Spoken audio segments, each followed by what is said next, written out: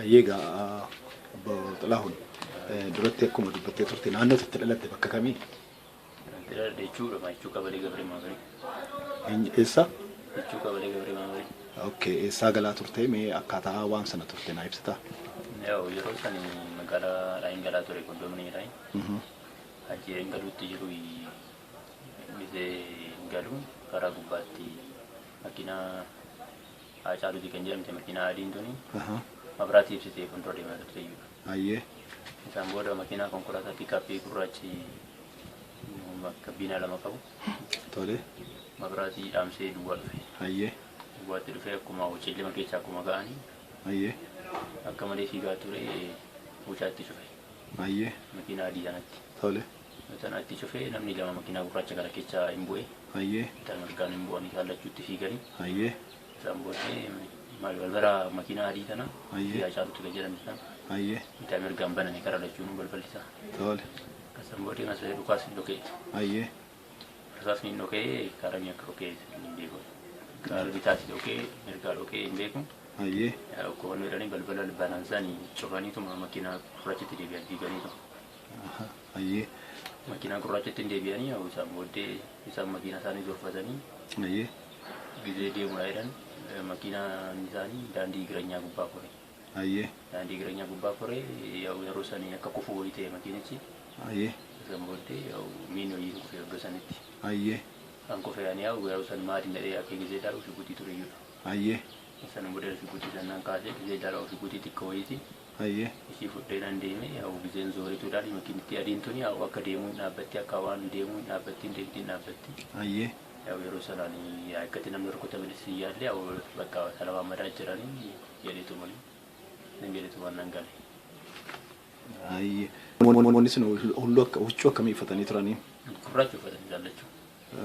Konkolaataan isaan ittiin dhufan konkolaataa mootummaati immoo kan dhuunfaati? Taargansaa iitii jedha. Iitii konkolaataa mootummaa? Ayyee mee lakkoofsa gabatee isaa argitee jirtaa? Lakkoofni gabatee isaa duwwaa 43. Duwwaa 43 iitii hodii 4 makiinaa mootummaati jechaadha. Ayyee kabroo ati qaamaan Haacaaluu wal beektaa? Hin beeku. Argitee beektaa? Miidiyaa irratti beekaman hin beekamu. Televizyiin uummata gizee sirbuun beekaman hin beektu. San booda gaafa miliqanii jarri kun akkam ta'anii miliqanii? Yaa bakka baay'ee muddamanii makiinaa turfataniitu madeemu bakka makiina isaaniitti illee gizee san baay'ee muddamee kufee ture. Kufee ture makiinichi hundi. Karaa balbala kamii akka dhukaasi kun dhuka'e beektaa? Hin beeku karaa inni akka dhuka'e. Buna kamiin akka dhuka'e hin beeku. Jallimaa hin beeku. Ayyee poolisiin akkamiin si qabee maal siin jedhee simi? Yaa poolisiin dura waanumatti itti mee wanti argitanii wanti ilaaltan hojii jiraatan itti maadaa jedhanii namicha miti kan qabanii nama safaraa hunduma qabanii turan iyyuu. Ayyee. Waan kanan argee kana jedheetu kan itti himnaan isaanii qaamtu ajjeese ana rukute ana rukutuu danda'ee fi Jawaar gammachuu Didatu haadha kan ergi jedhii dubbadhu jedhaniiti. Jawaar Mahammad fa'aa? Jawaar Mahammad Didatu Baqqalaa Garbaa. Ayyee. Gammachuu ayyaana jedhamu isaantu ergi. Isaantu konkolaataadhaan dhufee qarshii naaf kennee konkolaataa sana agarsiisanii deemanii kanaaf irra rukute jedhanii. Isi gallakkisuma barbaadde si jaalaa si ergina qarshiisiif kenna nama barbaadde. Kan jedhanii hawwa kana dinnaan na reebanii baay'ee reebicha guddaan irra ga'e. Ati maal jetteerre? Yaa bakka ishiin jedheen kan isaan reebicha nutti baay'isna. Tole. Isaan reebicha nutti baay'isna bakka ishiin jedheen. Reebicha maas irra ga'e? Mee akkamsi godhan si qofamoo gara maatii keetti waan dhufan jiraa? Maatii kiyya hundumaa yoo qabanii turan haadha kiyyarree boleewwan kiyyarree qabanii turan isaanirree dararaa turan na biratti. Ayyee. Kanaaf bakka isaanillee bakka maatii kiyyarree maaliif dararama bakka maatii kiyyarree maal dabalaban jedhetan bakka ishii isaan tuqina bakka waan barbaadasiif hin jedhaan jedheena. Tole mana murtee dhaqxeellee maal jetteen? Mana murtee dhaqnee ani wannan beekuun qabu ani gara nagari yaana nama dubbadhe kana ani beeku maayii jennaan. Isin godhee achi maaliif akka maal jetteen an jedhan achi ergandee beekun booda warreen maraa turani. Sambooda sireebanii? Sambooda maaliif aanan nuti hin jenne hin jedhinaan jedhanii sambooda na fannisanii bakka reebicha guddaa irraan ga'a. Fannisanii mukarra si fannisanii sireebanii? Mukarra akka kiyyana jedhanii bakka muka gubbaatti na fannisanii olii buukiyyaaf jedheen bakka ishee reebanii. Meeshaa sana situ argate moo isaantu argate moo sitti kenneen? Raanootu kenneef. Meeshaa sitti kenneen? Ayyee mee dhuma irratti uummata Oromoodhaa fi maatii Hacaaluutiif dhaamsatti dabarsitu maal?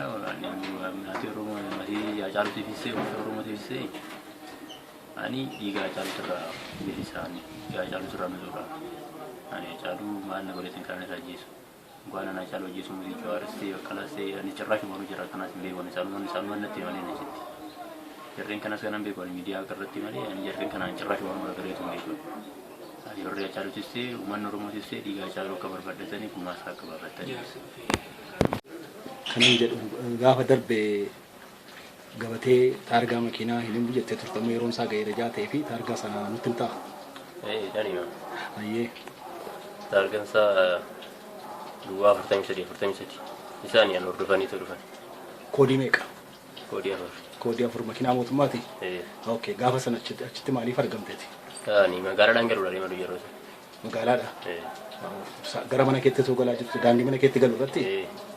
Okay, kanumaan si gaafachuu barbaadetanii maal dabarsuu barbaadda uummata keetiif? Uummata kiyyaa nama dabarsuu barbaadu. Hawaani dhiigaa caalu irraa nusuudha. Uummata warri isaatis ta'e uummanni dhiigaa caalu akka barbaadatanii barbaada. Ayyee galatoomii. Galatoomaa sana.